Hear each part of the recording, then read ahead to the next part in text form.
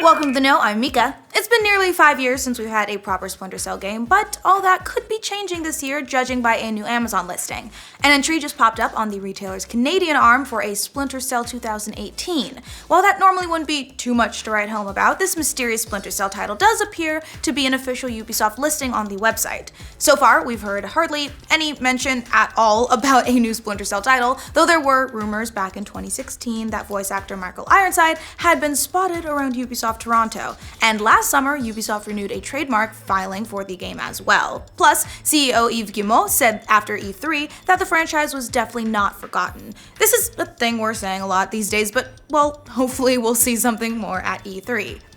In case you were wondering, yes, Activision's got eyeballs, and they can clearly see that people really like the video game genre that's taken the world by storm. And judging by some recent comments reportedly made by the company, they could be gearing up to put it in one of their games very soon. These comments were repeated by investment firm Oppenheimer, who claimed that in a recent meeting with Activision's financial and chief investor relations director, it was indicated to them that Activision is a fast follower when it comes to popular gaming trends. According to the Dow Jones Newswire, the investment firm says Activision is keenly aware of how other game publishers have recently benefited from releasing titles in the popular battle royale genre. Surprise, surprise! Activision is going to try and get its biggest moneymakers to make even more money. Now it comes down to which of their franchises you think will be getting the battle royale modes first. Speaking of battle royale, we've reported that a mobile version of Fortnite is in the works, and now we're getting a first look at how the game runs on iOS devices. The game is set to start beta testing on iOS soon, and in a new trailer, Epic showed off the game's mobile version. And honestly, it looks pretty close to the regular version graphically, even though the resolution does drop during parts like the parachuting phase. The trailer also gave us a look at the controls and the interface. As for the layout, it looks like the touch buttons are on the left and right sides of the screen, with the map in the upper left corner and your inventory at the bottom. It's also worth noting that while the game looked pretty smooth, we don't know what kind of iOS hardware it was running on for the video. If you're interested, you can sign up for the iOS event now at fortnite.com/mobile. We've got news about yet another Monster Hunter World crossover collaboration, and this time it's with fellow Capcom franchise Devil May Cry.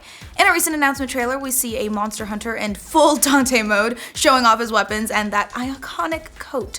No word yet on a release date, but you'll be able to get the items, including Dante's coat and 2 of his swords, Force Edge and Alistar, in an upcoming special event quest. Of course, Monster Hunter is famous for doing these kinds of crossovers. PS4 players have already been able to unlock some Horizon Zero Dawn armor. There's been Street Fighter collaboration where you can unlock Ryu armor. Oh, and you can turn your Palico into a Mega Man character. And also there was Phoenix Wright and Cardcaptor Sakura. It's crazy. Monster Hunter's crazy. Meanwhile, if you missed the whole Devil May Cry boat, the HD collection is now available on PC, PlayStation 4, and Xbox One. Dota 2 fans might not be too happy about a new subscription service that Valve recently rolled out for the game. The service, called Dota Plus, costs $3.99 a month, and it's a replacement for the Battle Pass. When the service is active, it lets players earn a new currency called shards, which lets them unlock rewards and level up their heroes. Valve says, as your hero level advances, you unlock new tiers of hero level badges. Each level grants reward shards, and each tier grants new hero chat wheel responses. Just play a single game with a hero to unlock the first of your progression rewards.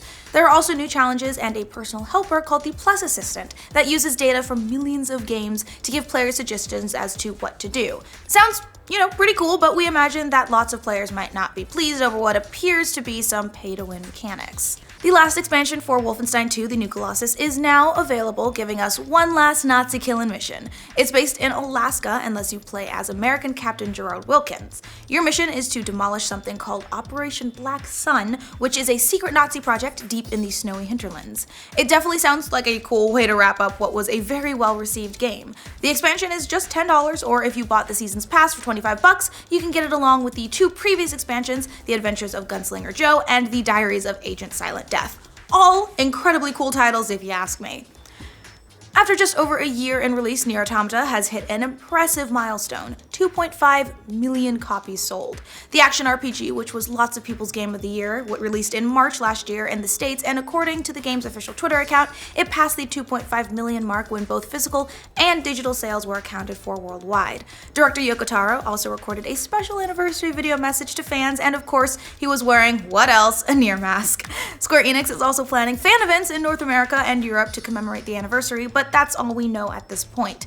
Like we said, the game and all of its 26 endings was very well received. It won RPG of the Year honors at the DICE 2018 awards show, but of course, sales are always nice too, so congrats Nier, and I can't wait to attend one of the fan events. The new Jurassic World Evolution game is bringing a familiar face back, Dr. Ian Malcolm. Yes, none other than Jeff Goldblum is reprising his iconic role in the new simulation game from Frontier Developments, which brought us Elite Dangerous and Planet Coaster. The game lets you build your own Jurassic World theme park, and in an announcement video, Goldblum tells us he's going to be with you the whole game. So maybe he'll be some type of advisor. He also says he gives the game 10 Goldblums out of a possible 10 Goldblums, which, hey, that sounds good to us. The game releases for PC, PS4, and Xbox One this summer. At long last, we've got a look at the first trailer for the Fantastic Beasts sequel. The much anticipated trailer for Fantastic Beasts: The Crimes of Grindelwald shows a gaunt-looking Gellert Grindelwald, played by Johnny Depp, who is in prison and guarded by a couple of wand wielders. We also see the Hogwarts school and a young Albus Dumbledore being played by Jude Law. And it looks like he's working with his former student Newt Scamander, played by Eddy Redmayne, to stop Grindelwald. All in all, it definitely looks like a darker story that introduces a bunch of new characters and places. The movie, which features a screenplay written by J.K. Rowling herself, will hit theaters this fall on November 16th. Deadpool 2 has apparently started its early rounds of audience test screenings, but less apparent is how audiences are actually reacting to those. There have been all kinds of rumors flying about the Merc with the Mouth's second outing, with some saying that the early test screenings have not been going so well, and others are disagreeing. The earliest whispers about Deadpool 2's test screenings came via blogger Jeremy Conrad, who wrote on Twitter that what he'd heard about the audience screening was simply, yikes. Other film bloggers and personalities chimed in to back him up, but it's important to note these were all people simply repeating secondhand information. However, Collider Scott Weintraub, probably the most reputable name in the bunch, it should be noted, added his own 2 cents, writing, "Have seen a completely untrue report of Deadpool 2 testing poorly. From what I heard, the first 2 test screenings both scored over 90, with the second one scoring close to the top mark. I've also spoken to people that saw it. Everyone said it's excellent. Fans will love." So the main takeaway here is that fans have had reactions to Deadpool 2. Thanks for clearing everything up, you guys. The actual movie premieres on May 18th, and more legitimate reactions will probably land closer to that date. So that's all the news we have for you today. Remember to comment on any of your fave stories in the comments below, and remember to like this video, and if you're new around here, subscribe to the know. These comments were repeated by investment firm Oppenheimer. The HD collection is now available on PS. Sounds cool, but we imagine that lots of players might not be too pleased over what happens to Gellert, that's his name, Gellert Grindelwald.